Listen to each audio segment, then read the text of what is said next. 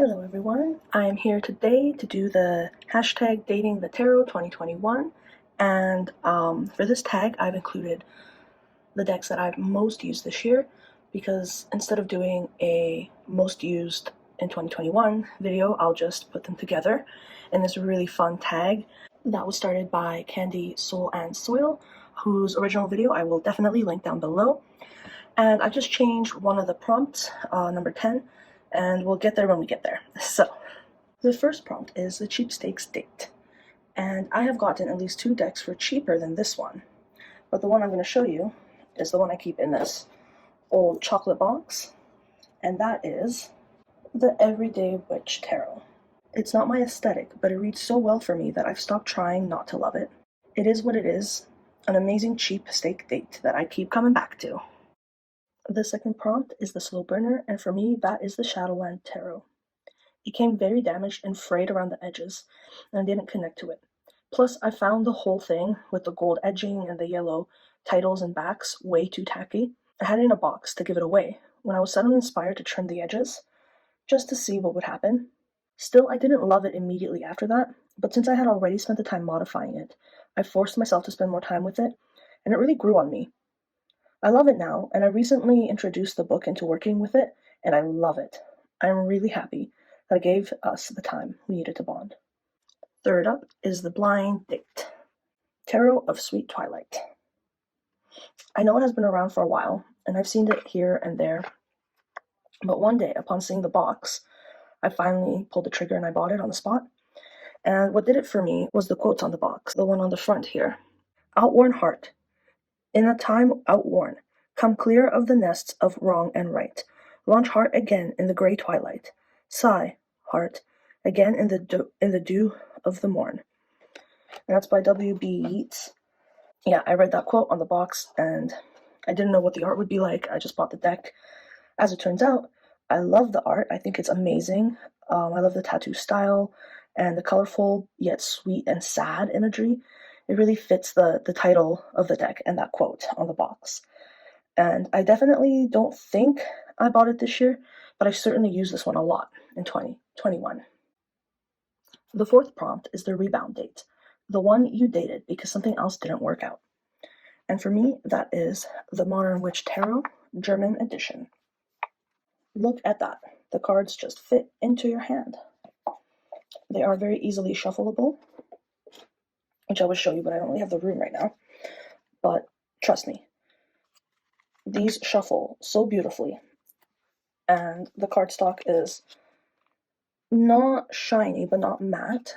This is it next to a window.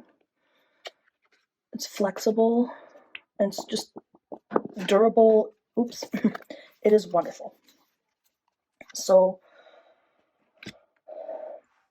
the reason the English edition didn't work out was because of the very thick, unshuffleable cardstock that was very shiny, and it just wouldn't fit into my hands. So I gave up on it. But thanks to Mixtress Ray, whose channel I will also link down below, I was able to find it on Book Depository, and I haven't gone back since. I have the English version in a pile ready to be given away, and this is the one. Next up, we have the Surprise Love Affair, which for me is this deck right here, the Vox Arcana. I can't even say all the things that I love about this deck. It is an amazing one that just gets more and more layers the more I work with it. I don't know, it's my surprise love affair. It was just something that was pretty, but turned out to be much, much more. Prompt 6 is the May Have to Block Your Number Date, for which I have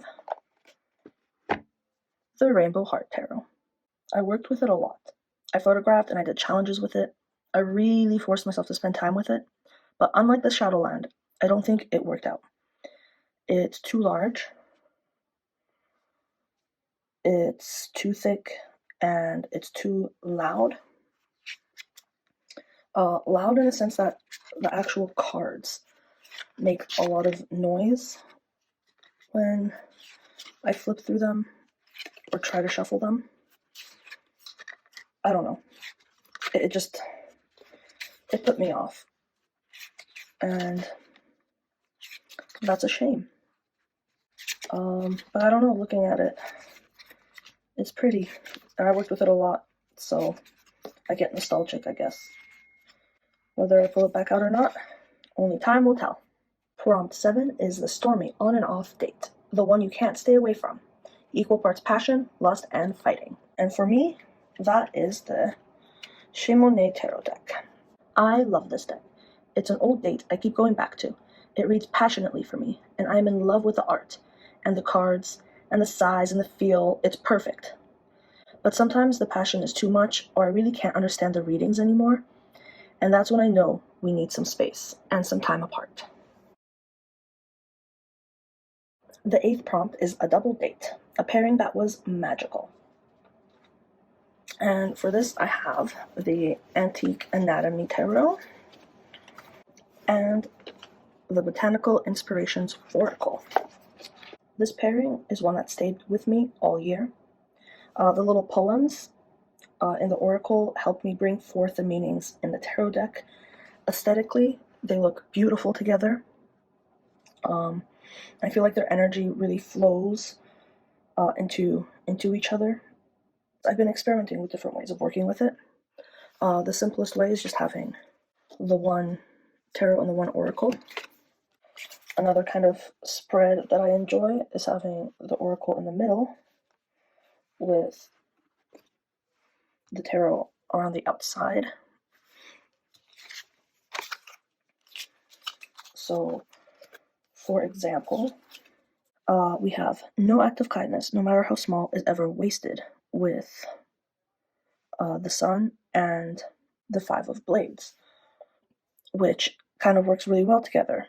You know, the fives are a conflicting number, and this is kind of telling you to use your kindness in those moments, and then you'll have a more peaceful and happy outcome. We'll just flip through a couple of more. And finally, a third way that I'm going to share with you that I've been using it is in any reading. Let's say I do a 3-card spread, right?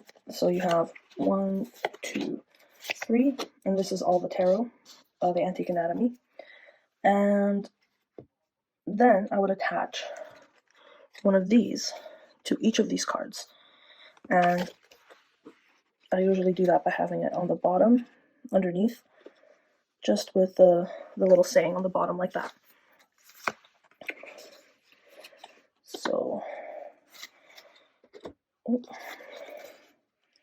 space is just very small here. Okay. So then it would look something like that. You have the tarot with kind of keywords or phrases underneath. And that's been kind of fun to work with. It works with bigger spreads. It works with everything. 7 of Cups with Destiny, 3 of Rods with Enlightenment, and the 10 of Cups with Faithfulness and Modesty. And just playing around with the traditional tarot meanings and the new keywords and phrases brought into it.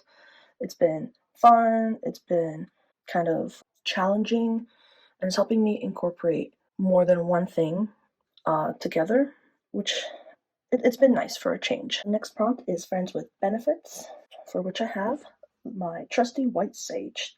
I can always go back to this one, no matter the season or how long I've been away.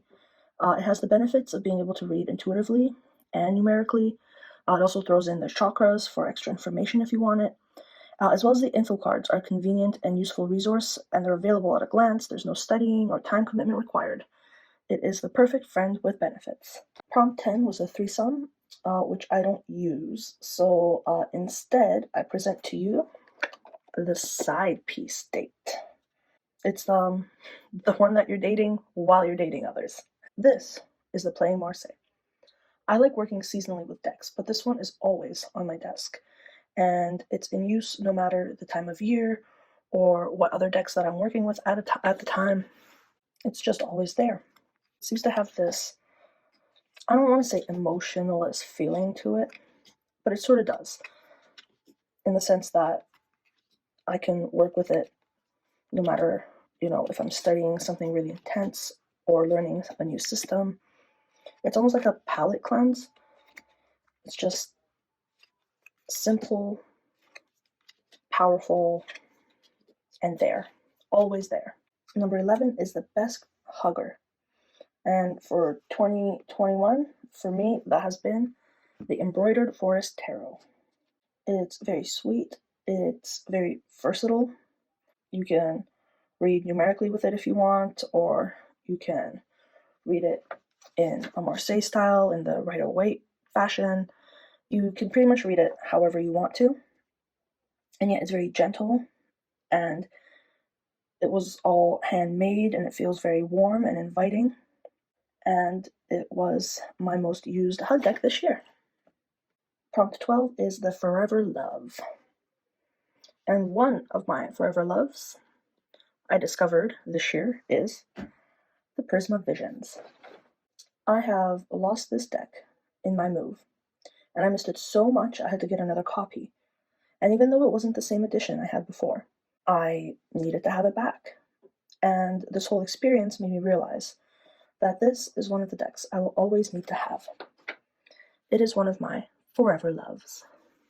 Finally, the last prompt is the Want to Get to Know You Better Date, which for me has been the beautiful Witch's Wisdom Tarot.